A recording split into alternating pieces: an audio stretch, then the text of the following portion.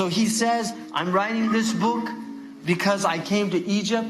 He was actually put on trial for death during the first secular regime here after the fall of the caliphate. He was put on trial for death. The judge could not bring himself to give him the death penalty because he said, I don't feel justified in killing this man who is simply living according to his principles and speaking the truth that he believes. And he's done nothing other than that.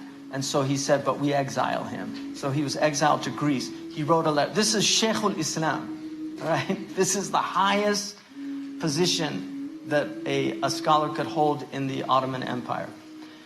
He goes to Greece, he writes a letter, and in that letter, he just says, I am Mustafa Sabri, Shaykh al-Islam, and I'm asking any Muslim country to take me as a refugee or as a guest, because I have no country. Now I'm in Greece and I don't want to die in a non-Muslim land. So some Egyptian man working in the embassy got wind of this, and he said, I might lose my job, but he said, what would Christian countries do if the Pope was kicked out of Italy? You know, they wouldn't take him in. Like, this is a disgrace for us that this man has no country. So he was taken to Egypt and he began to teach there. But what he said is he was distraught by seeing in Egypt the very things that he had witnessed in Turkey. He thought Egypt, he said, he thought the lands of the Arabs would be different, but he said he found in some ways it was worse. And he actually says that they forget that this Turkish dawla, you know, that was rooted in the Turks, but it was never a nationalistic civilization. He said they spent 2/3 of their history fighting the enemies of Islam, protecting the borders of Islam. This was their civilization. It was protecting and expanding the Muslim protection. Because even the Protestants, after the Protestant Revolution, many of them migrated to countries that were held by the Ottomans, because the Ottomans didn't distinguish between Catholics and Protestants. So they could get out of persecution by going to places like Transylvania, which had the Edict of Toleration based on the Muslim idea of tolerating other religions. And we know John Locke was influenced by Edward Pocock, who was a student of the Ottoman system. And his letter on toleration was inspired by the Muslim toleration of this millet system. So he says that he found 2 weapons that they used. The first weapon was materialism, to make people think that religion was superstition and a foolish thing to believe. And he said their tools for doing this became very powerful with a lot of the material sciences that they developed. But the second tool that they used was nationalism. So he said to destroy Turkey from within, they used materialism.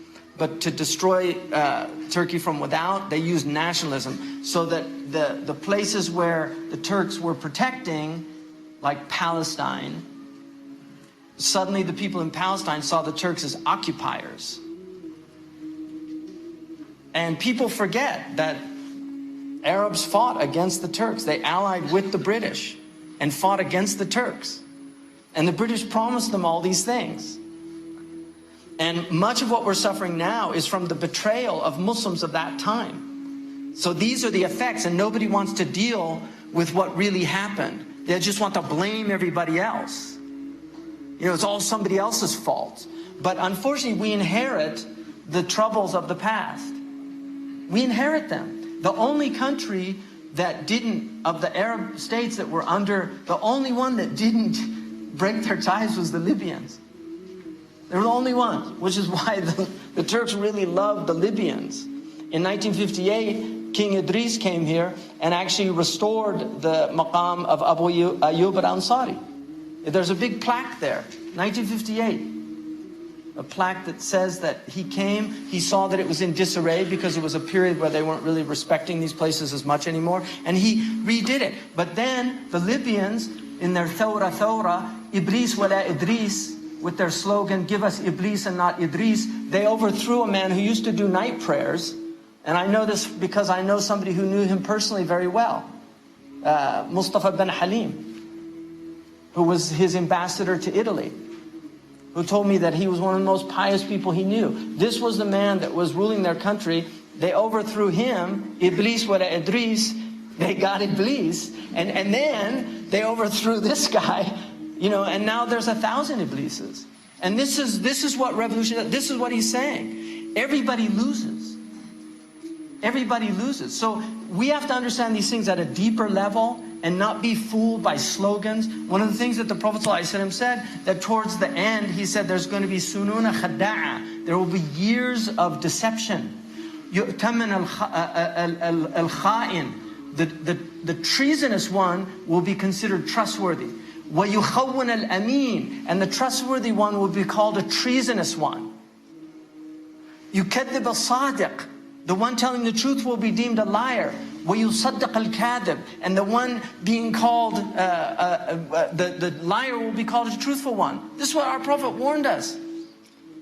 So we have to be vigilant about what's being done to us as a community.